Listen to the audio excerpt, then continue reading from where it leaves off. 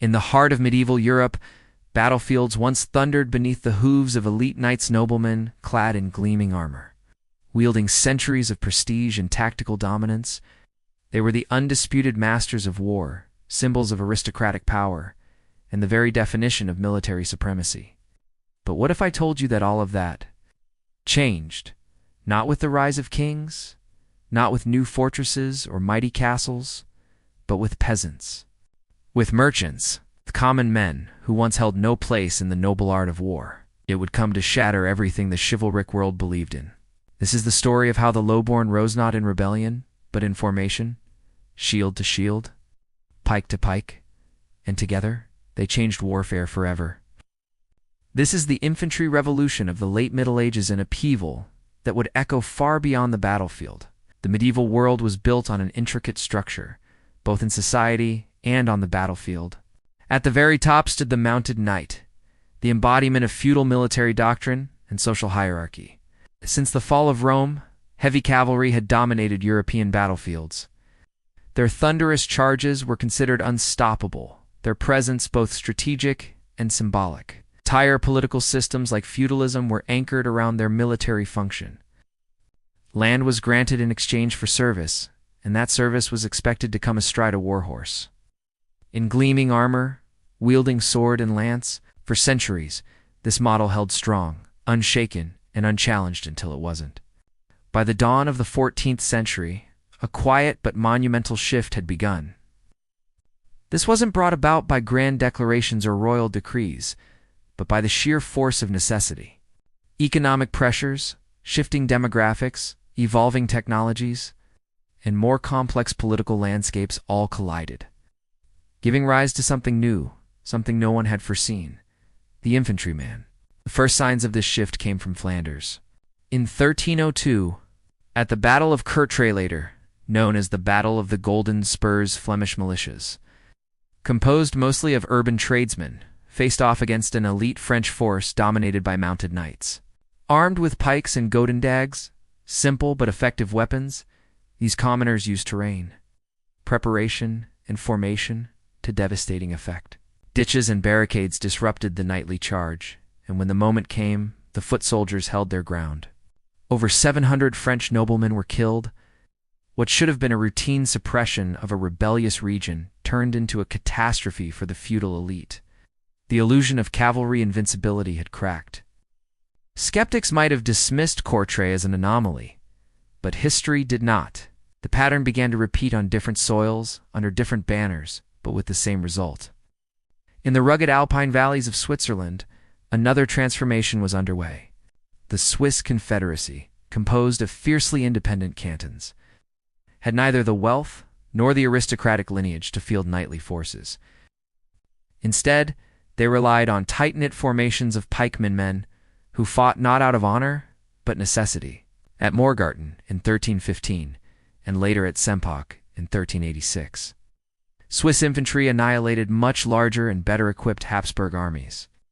Their formations, known as Gulpfaffen, mirrored the ancient Macedonian phalanx, but were adapted to mountainous terrain and decentralized command.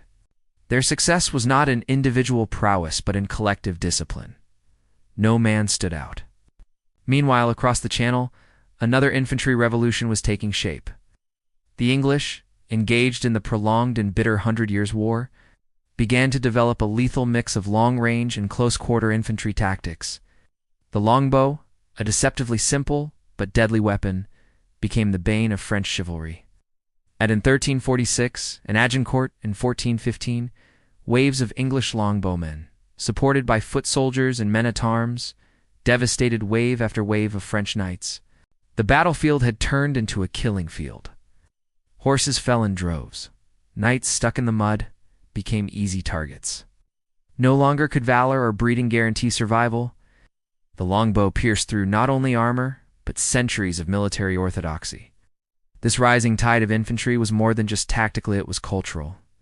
The very fabric of medieval warfare began to fray. In growing urban centers, new classes were emerging: merchants, artisans, guildsmen. These were men with money, organization, and now arms. Feudal levies gave way to militias, and militias evolved into professional soldiers. Mercenaries became a norm, not a novelty. In Italy, city-states employed condottieri professional captains, who led disciplined infantry companies. In Burgundy, Charles the Bold envisioned a model army composed of mixed formations, pikemen, crossbowmen, handgunners.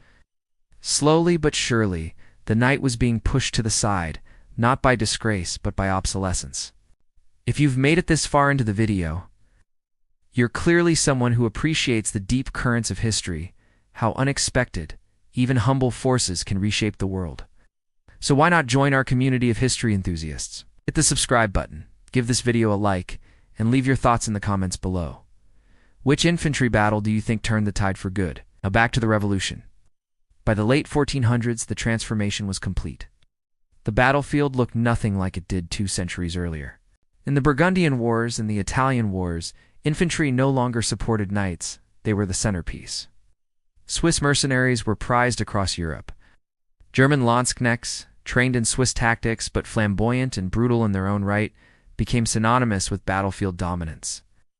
These soldiers carried massive two-handed swords and fought in tightly packed pike blocks. Overwhelming cavalry with sheer coordination and reach. Even knights, those proud symbols of aristocratic warfare, began to dismount in increasing numbers, integrating into infantry formations.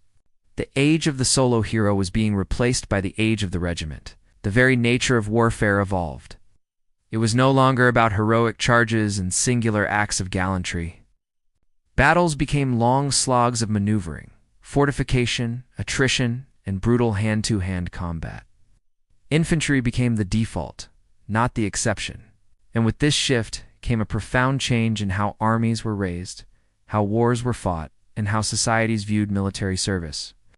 The romanticism of the lone knight gave way to the reality of the trained soldier. War was no longer a rite of passage for the noble. It was a profession.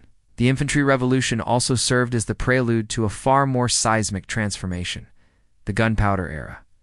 Muskets would replace longbows. Cannons would destroy castles. But none of that would have been possible without what came before, without the disciplined infantry blocks that had already learned how to move, hold, and kill without the crutch of nobility. The armies of the early modern period were built on the backbone of late medieval infantry. Their drills, tactics, and philosophies were born on the fields of Courtrai, Morgarten, and Agincourt. And perhaps that is the most powerful legacy of all. For centuries, war had been a stage for the few. The Infantry Revolution made it a stage for the many. The farmer, the tailor, the cooper, the mason, they now had a place in battle, not as fodder, but as forces. Their sweat, blood, and discipline shaped the outcome of wars just as surely as any duke or king. It was not just a revolution in tactics. It was a revolution in identity. The Infantry Revolution wasn't just a tactical shift. It was a mirror reflecting a changing world. Behind every line of pikemen stood towns built on trade, guilds formed from craftsmanship, and communities rooted not in nobility but in labor. These men were not born to war, yet they changed the way war was fought. Their shields bore no crests, their families held no titles. But on the battlefield they stood like iron. Imagine the courage it took to march, knowing a wall of cavalry might descend upon you at any moment. To hold your line, trust the man beside you, and defy centuries of martial tradition. That's what these soldiers did. They were not just participants in battles. They were the end of an era.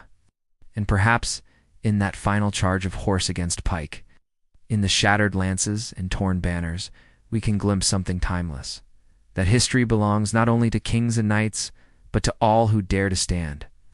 So the next time you hear tales of medieval glory, remember, this chivalry didn't fall with dishonor. It was outmatched, outflanked, and ultimately outwalked. Thank you for watching. Don't forget to subscribe to Vertex of Time for more stories that rewrite history from the ground up.